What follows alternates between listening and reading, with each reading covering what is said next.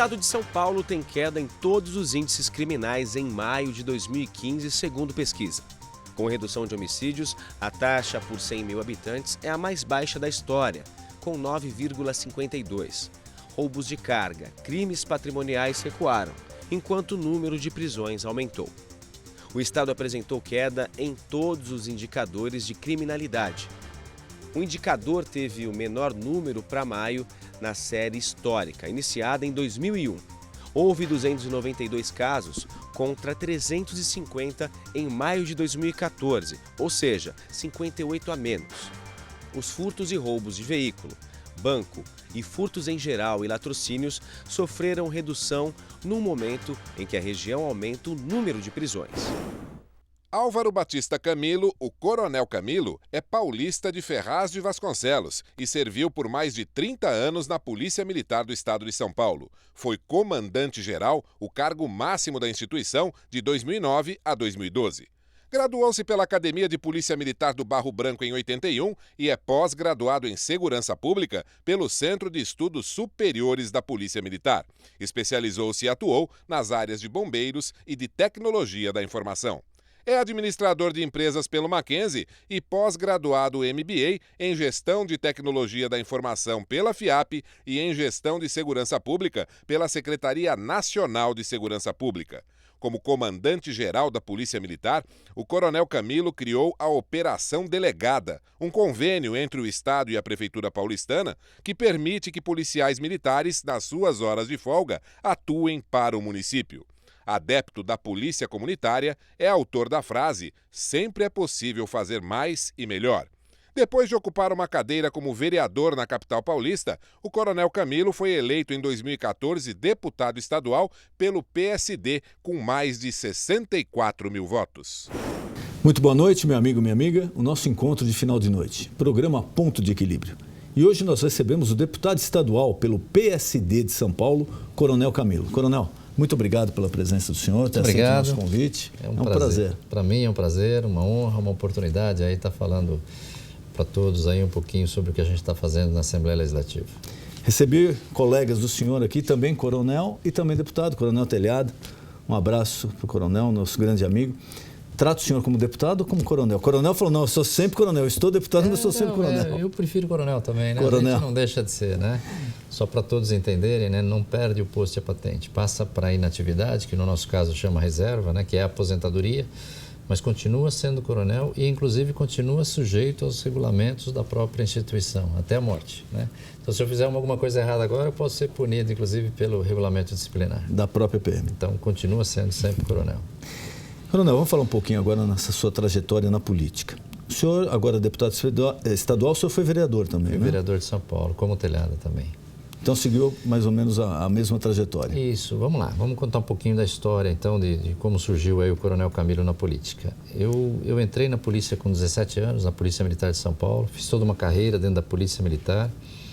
Nos últimos 5 anos, 2 anos eu comandei a região centro, aí onde eu tive a oportunidade de aplicar o que a gente realmente aprendeu na área de polícia, do enfrentamento da desordem, né, do combater os pequenos delitos, crimes de oportunidade. Isso deu muito certo.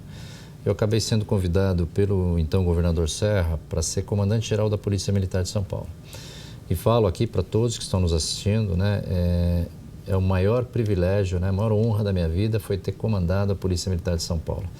De tanta gente boa que tem, de tantos jovens, né, homens e mulheres comprometidos com o cidadão de São Paulo. Então, pode ter uma organização que seja tanto quanto, mas mais comprometida com o cidadão do que a Polícia Militar de São Paulo, eu estou para ver. Aí comandei 3 anos a polícia. Quando eu saí da polícia, recebi um convite do nosso amigo, então, Gilberto Kassab, prefeito de São Paulo, falou, já que você saiu, você não quer? Teu trabalho foi muito bom, então, por que eu saí também, né?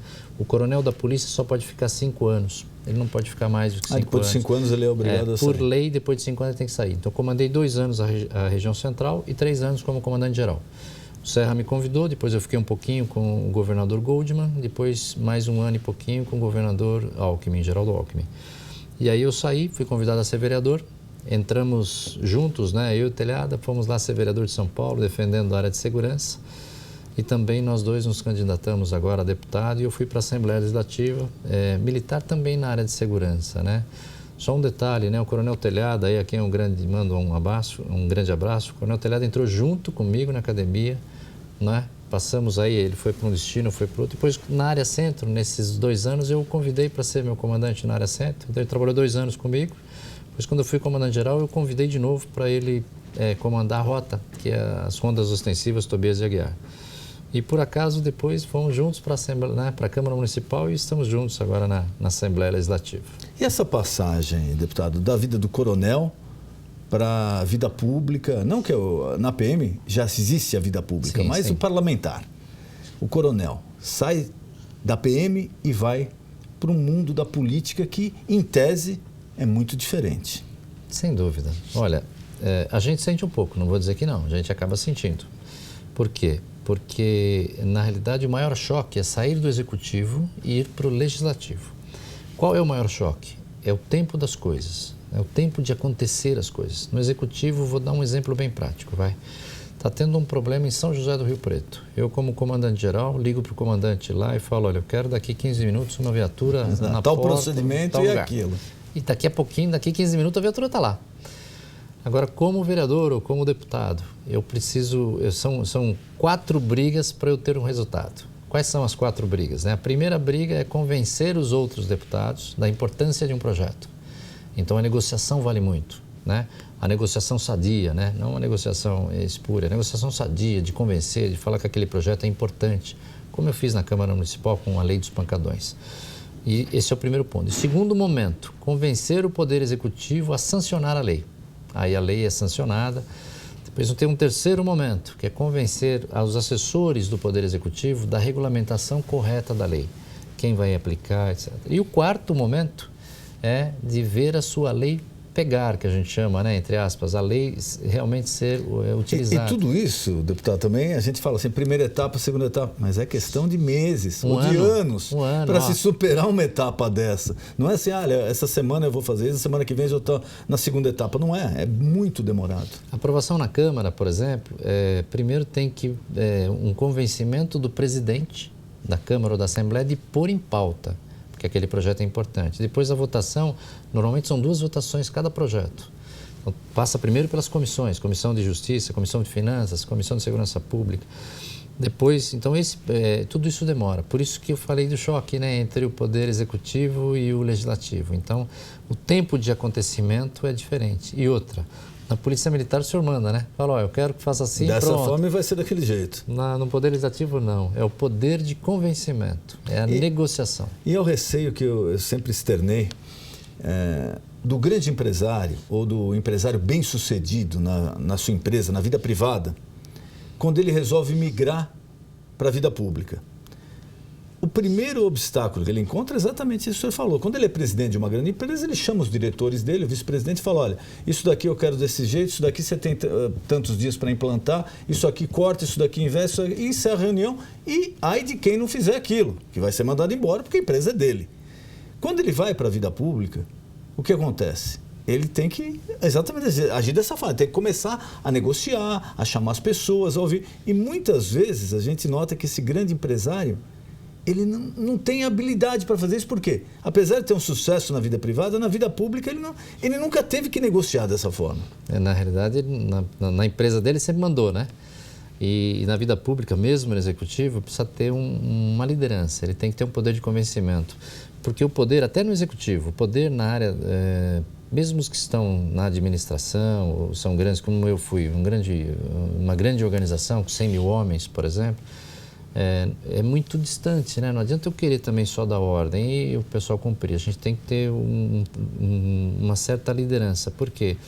No poder público tem a estabilidade no emprego, né? Não é fácil a gente falar, olha, se você não fizer... Aí, então, tem alguns que falam assim, pô, não vou fazer, quero ver o que vai fazer comigo. Então, acaba protelando. Então, assim, o ideal é que as pessoas juntem, né, um pouquinho do chefe executivo com o líder para funcionar. Esse conceito dá muito certo, né? Agora eu vou falar, na Polícia Militar, administrei por 3 anos, foi um privilégio, uma honra, mas o que a gente procurou fazer? Trabalhei os 3 anos como focado no ser humano, focado na pessoa do soldado, na pessoa do tenente, do coronel. Isso deu muito certo. As pessoas motivadas, é impressionante, elas produzem mais do que a gente espera delas, do que é o objetivo dela fazer. Isso deu muito certo. As ideias do meu comando, elas fluíram, deixei fazer, deleguei bastante e a coisa funcionou bem. E até ideias inovadoras, né, como a própria Operação Delegada, que foi criada no meu comando. Eu gostaria que o senhor explicasse um pouquinho para o nosso telespectador, que é um projeto de sucesso que é de autoria sua, ainda de tempo. O senhor era da Polícia Militar? Eu era comandante da PM. Comandante da PM. Quando o senhor sugeriu isso... A Operação Delegada, isso. O prefeito era o Kassab. Mas vamos lá. O que é a Operação Delegada? A inovação é importante em tudo que a gente está fazendo, em qualquer área. É importante inovar. E quando eu assumi o comando da polícia, nós tínhamos... A polícia trabalha um dia na Polícia Militar e o policial fica um dia de folga. Normalmente ele ia trabalhar, ou vai, até hoje isso acontece, num serviço extra, que é o famoso chamado bico. E aí ele trabalha desprotegido, sozinho, ou fazendo segurança de um posto de gasolina, de uma loja, de qualquer lugar. E a gente viu nisso uma grande oportunidade. Como eu tinha feito o enfrentamento da desordem no centro e tinha dado certo, tanto é que isso me levou ao comando geral, o que é o enfrentamento da desordem? É deixar a cidade organizada. Por que isso? Porque a maioria dos crimes, isso tem estudos internacionais. Tem 2 pesquisadores, um chama Clark e Ferson, né? São 2 pesquisadores que em 98 fizeram um estudo no mundo. E a maioria dos crimes são crimes de oportunidade. Por isso que os nossos avós falavam que a ocasião faz o ladrão, porque é crimes de oportunidade. 60% a 70% dos crimes são esses. Então, a gente trabalhando no meio ambiente, deixando o meio ambiente sadio, ou seja, a cidade bem organizada, sem lixo na rua, com iluminação adequada, sem camelô em lugar irregular, sem pedintes, ou seja, a cidade organizada, isso melhora. E aí nós temos isso na região central. Depois eu fui para o comando, aí eu propus para o prefeito, então, Gilberto Kassab, falei, vamos montar uma forma de o policial trabalhar no dia seguinte. E ele tinha a mesma ideia, ele tinha a ideia de fazer isso na educação. Porque naquele momento as escolas municipais estavam tendo muito problema de furto, então ele queria, será que eu não consigo colocar o policial? E eu vim do enfrentamento da desordem na rua, então eu propus para ele fazer isso na rua. Falei, vamos contratar o policial no dia seguinte. Então o que é a Operação Delegada? A Operação Delegada é contratar o policial no dia seguinte, mas não simplesmente contratá-lo como uma empresa faz para trabalhar na segurança, contratar dando todo o apoio. Então, o policial trabalha fardado, trabalha com rádio, com viatura, trabalha com companheiro, né? Protegido pela lei, se acontecer alguma coisa trabalha com ele. Trabalha com viatura da município. Polícia Militar. Não, da polícia, tudo da própria Polícia Militar. O Estado dá o quê? É uma parceria entre o Estado e a Prefeitura. O Estado dá a viatura, a farda, o armamento, a proteção. O policial trabalha protegido. Se acontecer alguma coisa com ele, ele está totalmente respaldado. E a Prefeitura paga o salário. E aonde o policial é empregado? Numa atividade da Prefeitura. Tanto é que o nome técnico é atividade delegada. Por quê? Uma atividade da Prefeitura delegada ao policial militar, ao Estado através da Polícia Militar. Agora, o que é importante nisso? Ele saiu daquele posto de gasolina, ele trabalha civilmente trajado, com o seu revólver particular, e veio trabalhar num serviço público de baixo risco. Por exemplo, trabalhar no enfrentamento da desordem numa via, camelô irregular, por exemplo. É um serviço de não tão grave, né? Não tão arriscado como trabalhar num posto de gasolina à noite. E o que é mais importante, é uma solução em que todos ganham. Ganha o policial militar. Por quê? Ele trabalha no dia seguinte, quando ele quiser, hein? É por adesão, né? Não é obrigado a trabalhar. É um serviço que ele faz quando ele quiser. Complementa, ajuda muito no complementa a renda dele e está protegido. Ganha a Polícia Militar, né? O governo do Estado. Por quê? Porque dentro desse convênio a gente colocou que o policial trabalha fardado. E ele trabalhando fardado, se um crime acontecer, ele faz a intervenção. Então, essa presença dele fardado traz segurança. Não, e a população e o próprio meliante, o ladrão, ele já vê uma viatura, já vê um policial fardado, armado. Não vai fazer bobagem ali. Preventivo funciona muito melhor, não tenho dúvida. Ganha a Prefeitura, porque a Prefeitura acaba resolvendo um problema dela, um camelô irregular, uma área de manancial que pode ser invadida, o SAMU, tem até no SAMU isso, então ganha a Prefeitura porque resolve um problema da Prefeitura.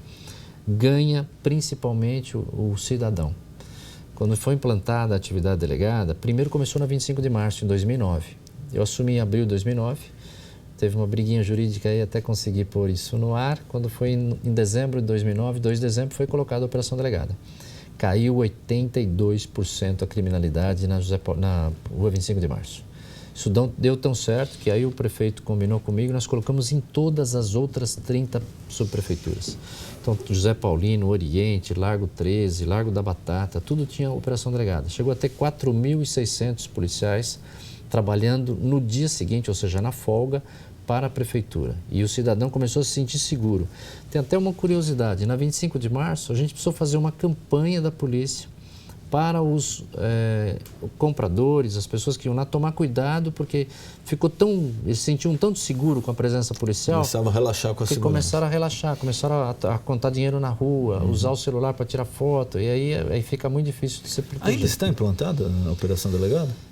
Tá, mas eu faço aqui eu dou uma notícia triste, né? A cidade de São Paulo, por a operação delegada ser ainda uma ideia muito boa, é tão boa que ela foi para 52 municípios, né? 52 e está caminhando ainda, aumentando isso. O governo do estado está implantando em vários municípios. Mas por ser uma ideia do prefeito Kassab, quando assumiu o prefeito Haddad, como não era uma ideia do grupo, né, da administração Kassab, isso começou a definhar, né, ele começou a tirar as vagas, porque a prefeitura tem que bancar o recurso para isso. E hoje temos em volta aí de 1.200 policiais trabalhando, não dão conta, alguns lugares não existe mais a operação delegada, e é uma tristeza, porque isso dava muita segurança para o cidadão e a prefeitura trabalhava na sua parte da segurança, que é a prevenção primária. O senhor falou especificamente aqui sobre a cidade de São Paulo e agora como deputado estadual. Uma das pesquisas mostra que um dos maiores receios da população, não só no estado de São Paulo, no Brasil, é a segurança. Sim. Parece que é um problema que vai se agravando de ano a ano e parece que também as autoridades estão correndo atrás do rabo e não conseguem resolver. Na visão do senhor, agora o senhor teve a visão como policial, agora na visão política, como o senhor acha que poderia ser implementado algo viável? Quer dizer, não adianta também, precisa de investimento de não sei quantos bilhões, não adianta, não tem o dinheiro, não vai investir. Mas o que seria viável para a gente começar a fazer para diminuir a criminalidade no estado de São Paulo? Bom, vamos assim fazer também uma análise do que como a segurança de São Paulo está. Então, a segurança de São Paulo, nós temos problemas de segurança? Temos, mas a segurança de São Paulo, ela ainda é uma das melhores do Brasil. Nós temos aqui 9,8 homicídios, mais ou menos, por 100 mil habitantes. E tem estados brasileiros com mais de 100 homicídios por 100 mil habitantes. Uma situação muito pior. Só que aqui é tudo em volumes muito grandes. Ou seja, o volume absoluto ainda é grande em São Paulo. Embora a porcentagem seja menor, a taxa seja menor, o volume absoluto é menor. E alguns crimes, eles têm sido repetitivos e crimes que agridem muito o cidadão, que é o caso do roubo e o caso do latrocínio. Então, o que dá para fazer? Tem solução? Tem. São Paulo tem a melhor estrutura de polícia do Brasil. São Paulo, não só da Polícia Militar, hein? Polícia Civil, Polícia Científica e Polícia Militar. A Científica tem os melhores equipamentos. O que você está vendo hoje nos filmes aí de CSI, das coisas, seriados americanos, tem em São Paulo em termos de tecnologia. A Polícia Civil tem sistemas inteligentes fantásticos de cruzamento de informações, né? E a Polícia Militar hoje, eu vou falar um pouquinho mais porque eu conheço melhor, mas só para ter uma ideia de números da Polícia Militar. Nós temos hoje na Polícia Militar 93 mil homens, tem 24 helicópteros, tem 6 aviões, tem 420 embarcações, 2 navios de combate a incêndio. Quem acompanhou aquele incêndio do bairro Alemoa, toda aquela água do incêndio é um navio do Corpo de Bombeiros que bombeava a água para combater o incêndio. E os navios são para combate a incêndio em navios. Tem mais ou menos 450 cães, os números são fantásticos, são 150 mil ligações por dia no Copom, são 15 mil vezes que uma viatura atende o cidadão. Ou seja, tem tablets em todas as viaturas. Em 2009, eu sou da área de tecnologia, eu coloquei 11 mil tablets, que são as viaturas operacionais. Tem 16 mil viaturas, mas 11 mil são operacionais. Todas têm tablet. Tablet que vai mostrar o trajeto para a viatura, tablets que vai trazer informações de criminosos, tablets que fornecem para o Copom, que é o Centro de Operações, onde a viatura está. Então tem toda uma tecnologia, todos os policiais também, desde 2009, eu aqui parabenizo o nosso senador hoje, então o governador Serra, que nos confiou lá no que a gente quis fazer, nós colocamos uma pistola .40 para cada policial. Até então o policial usava o revólver 38. E a marginalidade usando pistola. Acho que foi o Coronel Telhada ou foi o Capitão Conte Lopes, eu não me lembro quem, que me falou que até bem pouco tempo atrás não existia uma arma para cada policial. Não, ele tinha que pegar. Ele entregava a arma e depois passava para outro e quando ele voltava ele pegava. Mas um reconhecimento ao nosso governador Serra. Eu conversei com ele e falei, governador, eu vou diminuir, eu vou diminuir o problema de gestão e nós vamos ter o policial mais protegido. Então ele me autorizou, nós compramos na época perto de 61 mil pistolas .40. Já tinha um pouco, comprei para os 70 mil que trabalhavam na rua. E aí a pistola passou a ser do policial. Hoje é dele, ele leva para casa, ele vai ficar 30 anos com ela. Quando ele sair da polícia, ele devolve, né? E não devolve porque eu quero.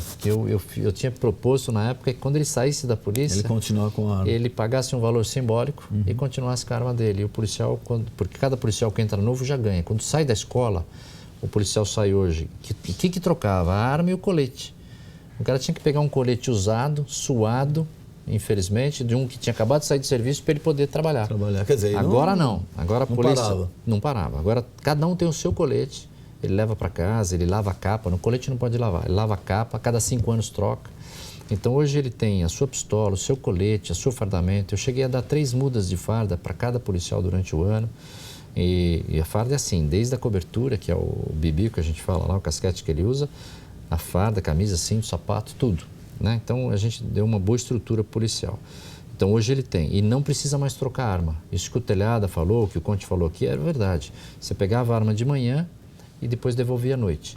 Isso era muito ruim, porque quando você pegava a arma de manhã, você não sabia se a arma estava funcionando direito, se não. Agora não, eu fico com a minha arma, eu cuido dela, faço treinamento. Policial. Então assim, a estrutura da Polícia de São Paulo é muito boa. Então o que precisa ser feito agora? E eu tenho falado isso para o nosso governo, e agora falo como político. O poder público ele tem que estabelecer prioridades. Como em qualquer empresa, e principalmente o poder público, o cobertor é curto. Mas eu tenho que estabelecer, olha, o que eu vou priorizar? Vou priorizar a segurança, a educação, a saúde? Eu vou priorizar turismo? Eu não sei, tem que estabelecer prioridade. E eu tenho tentado aí convencer bastante o nosso governador Geraldo Alckmin, que me convidou para ser comandante, fui comandante dele 2 anos, um ano e 3 meses, que tem que priorizar a segurança. E quando eu priorizo a segurança, eu invisto na segurança. E o que precisa hoje, né, na segurança? Investir no reconhecimento do policial. Voltamos àquela que nós falamos do policial motivado no começo ou do empresário, do funcionário motivado. Precisamos investir no pagamento do salário do policial. O policial de São Paulo não é um dos que está ali na faixa, tem uns 10 ou 11 só que ganham menos do que São Paulo, né? São Paulo poderia pagar um pouquinho mais para o policial. Para o nosso telespectador ter dimensão, qual o salário hoje de um policial militar em média Ele em São entra Paulo? ganhando em média 2.600, 2.700. Quando ele ingressa na carreira? Quando ele ingressa da carreira, tá? E ele fica um bom tempo como soldado. Ele ganha, aí quando ele é promovido à 2ª classe, está por volta de R$13 mil, né? Mas ele não consegue, pelo menos no início de carreira, fazer outra atividade, né? É um pouco mais difícil. E assim, o risco de vida é muito grande, né? E a gente tem polícias do Brasil que iniciam aí, também não precisamos chegar a esse absurdo, mas tem polícia que inicia com 6 mil, com 7 mil reais, né? E a pujança do Estado de São Paulo poderia fazer essa prioridade, estamos falando na área política, era importante. Agora vamos falar na área de gestão. Na área de gestão, o que nós precisamos fazer aí para a nossa segurança ser um pouquinho melhorada, né? É trabalhar na filosofia de polícia comunitária. A polícia definiu 3 princípios, a Polícia de São Paulo, de trabalho. Primeiro é respeito aos direitos humanos, respeito incondicional aos direitos humanos. Tá? Eu sei que vieram aqui os dois, o Conte, o Telhada, que defendem aí a forma mais forte de enfrentamento. Eu sou mais pela inteligência e pelo trabalho de bandido preso. O jovem, ele não tem medo de morrer, ele tem medo de ser preso. Estou sendo bem honesto para todo mundo. Mas o medo de ser preso não termina com essa legislação frouxa? Então, por isso que nós precisamos trabalhar na legislação. Porque o raciocínio dele é o seguinte, ele fala, bom, na pior, eu já não tenho nada. Eu vou sair para roubar, eu vou sair para assaltar, se eu matar, eu não sei. Ele já parte da premissa que ele não tem quase nada a perder. Aí ele fala, bom, na pior das hipóteses, eu vou pegar 10 anos, 8 anos, daqui a 1 ano eu estou na rua. Exatamente isso, nós precisamos mudar isso. Quer dizer, já não inibe. Mas por isso que está passando a maioridade, né? Lá em Brasília, por isso que a gente está trabalhando com isso. Sim, mas aí, passando a maioridade, não vai ter mais menor sendo preso menos tempo? Porque vai acontecer a mesma coisa. Não, pelo contrário, o menor hoje não fica preso. Não, mas em certos hoje casos, não fica deputado, preso. aí, menor hoje, olha, menor não é que eu seja contra ou a favor da redução da maioridade penal, não vou entrar nesse mérito, mas isso é fato. Tem menor que fica 3 anos na Fundação Casa. Não fica. E tem bandido que é condenado a 8, 10 anos e fica 1 ano e vai para a rua. Então também não adianta tirar ele da Fundação Casa e deixar 1 ano na cadeia. Então vamos lá, vamos só falar, né? Bom, tem jeito à segurança, mas vamos entrar nessa fase. O que a gente precisa fazer hoje? Tem providências que tem que começar todas hoje, mas vão dar resultados a curto, médio e longo prazo. Resultado a curto prazo, eu tenho que voltar ou terminar com o sentimento de impunidade. Então eu tenho que fazer o que o governador Alckmin sugeriu, eu tenho que aumentar o ECA de 3 para 8. E outra, não fica 3 anos preso. E não vai para os antecedentes. Ele fica no máximo 6 meses, 8 meses. Antecedentes realmente não entendeu? Tem. E o que eu acho assim, isso é um absurdo. Vou dar um exemplo. Eu tô com 3 crianças pequenas, não tenho, meus filhos são todos adultos, mas se eu tiver com 3 crianças pequenas, vou contratar uma babá com 19 anos. Eu preciso saber o histórico dela. Sim. Aí eu vou, de repente, eu não sei, porque não foi para o histórico, ela já tinha sido internada à Fundação Casa por ter matado uma criança. Como é que eu vou pôr essa menina a trabalhar comigo? Eu não estou sabendo disso. Se tem um antecedente, eu contrato ela para trabalhar em outra coisa, não para cuidar das minhas crianças. Então é um direito do cidadão saber. Então esse fato de não constar da ficha, eu sou contra. Outra coisa, hoje não fica 3 anos. Ele entrou lá, ele começa... e tem Fundação Casa, que tem algumas das unidades que são exemplares, realmente trabalham na educação do jovem. E outra, não estou falando que o jovem tem que ir junto com o adulto, mas ele tem que ser preso, ele tem que sentir o sentimento de punição. Os nossos filhos, como é que nós educamos? Isso pode, isso não pode. Ele insistiu no que não pode, põe de castigo. O que precisa ser feito? Os limites, né? Limites, tem que ter limites. E é simples assim, o direito de um acaba onde começa o direito do outro. Então, providências a curto prazo é endurecer, né, e tornar mais rígido a aplicação da lei. Então, o juiz, às vezes, né, em vez de eu tenho pena de 1 a 4 anos, normalmente se dá 1. Se dá 1, ele nem vai preso, porque ele fica em prisão domiciliar ou semiaberto, né? Então, que não tem, fica em casa. Então, qual que é a ideia? É se tornar voltar ao sentimento de impunidade, né, nessa linha. Num segundo momento, mas tudo começando agora, mexer nos códigos. Tem que mexer na progressão de pena, na maioridade. Eu não posso ter a progressão de pena como é hoje em São Paulo. Aliás, é um dos poucos países do mundo que existe a progressão de pena. É um pouco dos países que existe e é mal aplicado. Muito no mal passado, aplicado. Nós tínhamos uma avaliação psicológica se o cara podia ter progressão. Hoje nem isso. Hoje não tem. Se o juiz achar que já pode. Vou dar um liberar. exemplo. Eu fui para o Japão, fui para outros países. Tem países que a progressão de pena só é estudada depois de 2/3 da pena cumprida. Não, em muitos estados americanos tem que cumprir 80% da pena. Então, muitos estados. Então, mas vamos que seja. Aqui não. 1/6 da pena ele está na rua, pô. Então, assim, é difícil de então, administrar. no segundo momento, ou seja, a longo prazo, mexer nisso. Mexer na lei de execuções, na progressão de pena. Saída temporária, pessoal. Falo agora como comandante de polícia. Saída temporária que todo mundo... também só existe aqui. Só existe aqui. Só O existe pessoal no fala Brasil. que é indulto. Indulto, na realidade, é o perdão presidencial. Não o nome técnico é saída. Saída temporária. 4 a 5 vezes por ano. 20 a 25 mil presos são colocados na rua. Dia das Mães, põe lá. O cara nem tem mãe e ele sai para ver a mãe. Já teve um caso desse, que ele foi preso e não tinha mãe. A mãe dele já tinha falecido. Então, e outra, é um retrabalho para a polícia. A Polícia Militar de São Paulo recaptura. O que é recapturar? É um cara que já estava preso, por algum motivo ele foi colocado na rua e o principal motivo é a saída temporária. 19 a 20 mil pessoas por ano. É mais de 1.000 pessoas por mês que a polícia recaptura. Isso é um retrabalho, é um desperdício de tempo. Tá? Não sou contra. A prisão não tem que ser um martírio, não tem que ser um depósito de preso, mas não pode ter uma saída temporária, isso tem que acabar. Outra coisa, tem coisa até que não existe na lei que nós fazemos aqui.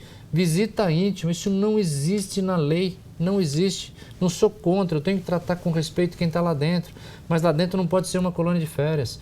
Enquanto eu tenho aqui fora um cidadão que trabalha pesado para ganhar, às vezes, 1 ou 2 salários mínimos, né?